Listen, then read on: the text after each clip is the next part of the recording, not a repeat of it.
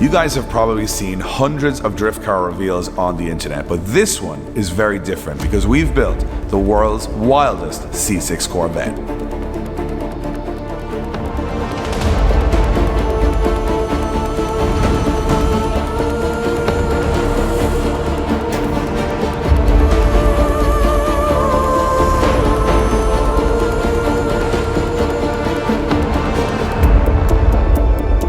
Alright, enough of these moody, dark, and ominous shots. Let's bring this crazy machine into the light.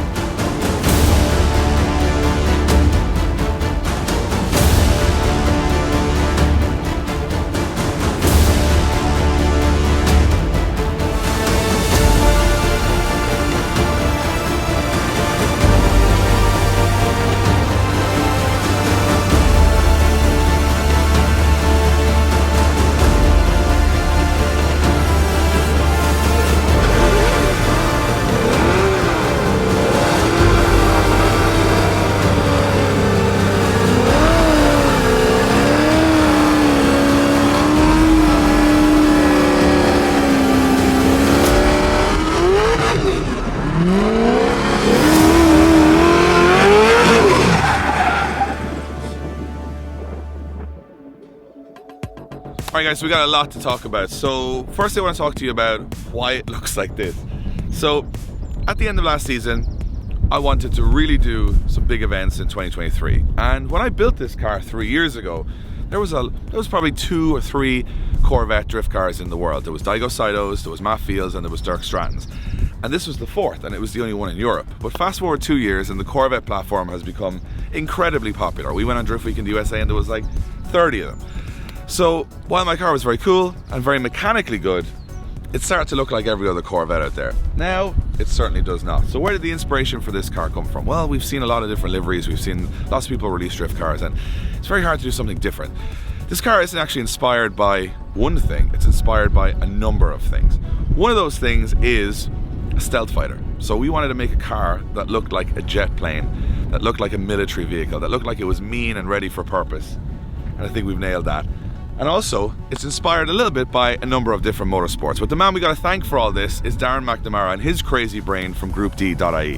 So I'm going to put some pictures in and videos of Darren's cars here because he's built that insane Audi Quattro, Sultan's Corolla, and his own PS13. And those cars are just so wild that I fell in love with them. And I got in contact with Darren just before Christmas and said, look, I've got a Corvette. I want to make it look like no other Corvette on earth. And he released this car to me without me being able to see this car. And my first reaction on that we're going to put on the members page on our YouTube channel. It's very funny when I hadn't seen the car for a couple of months and this is how it turned out. So we're going to put that on the members page in a couple of days, so guys check out that. If you're not a member, join up if you could. But this is a lot of his brain being that he wanted to do to other cars that he said he was almost too afraid to do to customers' cars. He was almost too afraid to do to his own cars, but he went all out on this one. So I'm going to give you a little tour around the car of what has been done. So before that, I want to talk a little bit about the spec of the car because you guys might not be familiar with it before. So this is a full custom built drift car from the ground up. Chassis has been tubed at the front and the rear. It has a full FDF angle kit on the front and the FDF rear suspension on the back, running BC Racing coilovers. It's an LS3 that's fully built, runs about 550 to 600 horsepower depending on the weather, and it has a custom Holley intake, custom headers from a Corvette race car from the USA. It's got a Samsonite sequential gearbox mated with a custom prop shaft, a torque tube, reinforced torque tube to a Winters quick change rear end. It's got a 4-speed Samsonite, by the way, and it's got drive shaft shop, almost indestructible rear shaft on the car as well. HGK hooked us up with most of the running gear for the back of it. Our guys at Motorsport 56 did the build on the engine. It's got custom intakes, it's got custom everything. Ryan from Vital Fabrication fabricated the entire car, and it's an absolute work of art. There's a little bit of Darren's flair in there, but we'll show you that in a minute.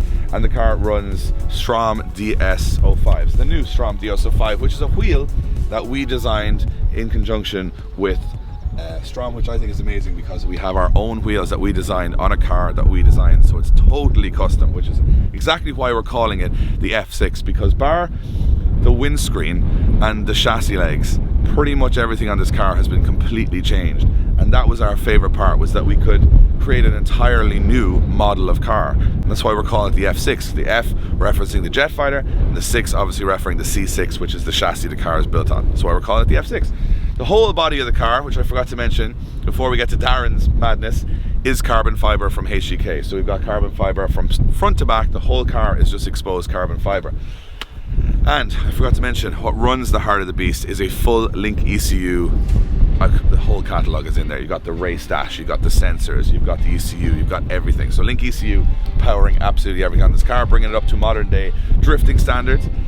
And if you want to check out the madness, it starts with the wing at the back, right? So there's a lot going on here, but we're going to try and get through it pretty quickly. The first thing you're going to want to look at is the back end of the car, which looks absolutely ridiculous.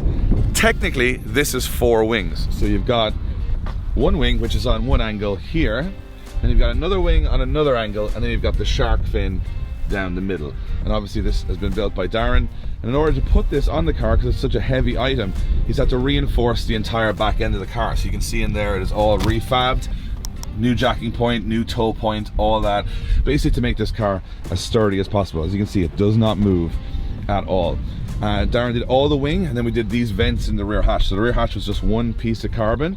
Now it has vents right here, and it's got some vents right here, which just add to the look. But however, now that the hatch, we used to fuel the car, the fuel tank is here, by just putting the fuel in. Now we couldn't take the hatch off because there's so much spoiler, so we had a very satisfying new performance fuel cap put in. And that fuel cap runs from there, an industrial pipe down there, which I think matches the look of the car really well.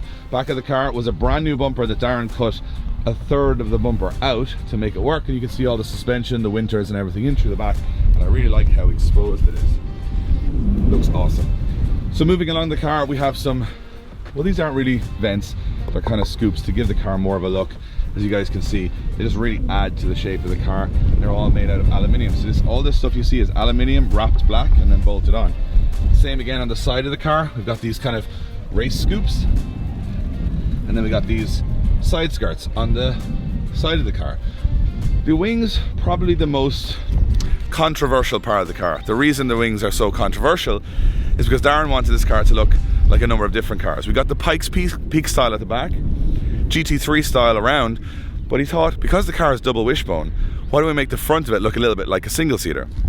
And you can see the exposed suspension, the BC Racing coilovers, and it's probably the most controversial thing on the car is this exposed front wing.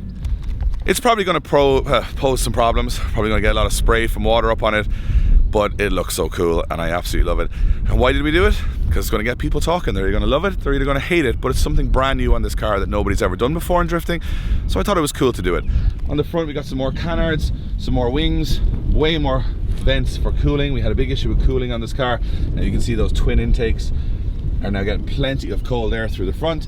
Some more vents on the bonnet and more around it. As you can see, we put all the livery on. It's not really a livery, it's just a lot of stickers. You're gonna have to excuse that it's raining in Mondello today, but I absolutely love this thing. It's amazing. I want to know what you guys think. I think it's the maddest looking Corvette that anybody's ever built. Anyway, the car looks really cool static, but this is the first time we're going to have it in motion, and I want to do a couple of celebratory donuts and burnouts before we take it to the track later this year. Let's light some tires up.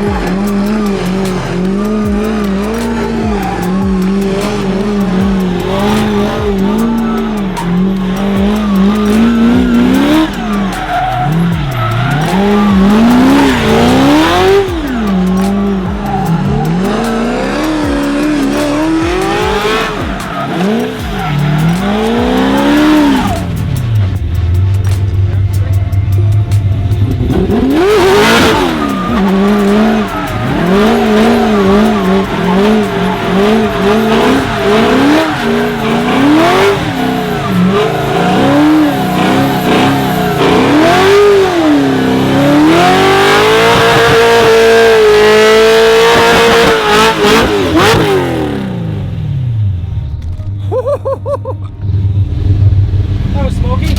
I love this car, and now it has the show to match the go. I hope you guys enjoyed this video. We're going to have so much more on the Corvette F6, testing it on track, hitting competition, and a big exclusive for this video.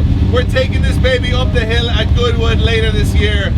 I love this car. Thank you to Darren McNamara, thank you to Mobile One, Strom Wheels, Link ECU, to FDF, to everybody who's helped us out with this build. Thank you to the Tire Box for letting us shoot in their warehouse. Everybody who sponsored this car, everyone who supported it, I absolutely love it. I can't wait to drive this thing in anger even more in the future. Stay tuned for future episodes. It's time to head to Drift Masters, behind the scenes with BC Racing, coming on the next episode. Let's do this.